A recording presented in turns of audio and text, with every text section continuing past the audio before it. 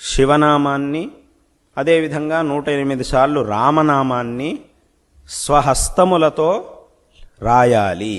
అనేటటువంటిది ఈ కార్యక్రమం యొక్క ముఖ్యమైనటువంటి ఉద్దేశ్యం.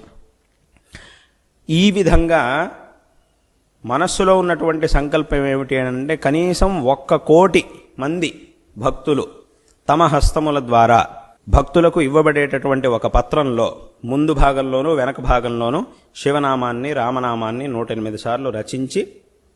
దాన్ని పీఠమునకు సమర్పించి, ఇక్కడ చేయబడినటువంటి వ్యవస్థ ఏర్పాట్ల ద్వారా పీఠమునకు సమర్పించిన పిదప ఆ పత్రములను శృంగేరి క్షేత్రంలో శ్రీమఠంలో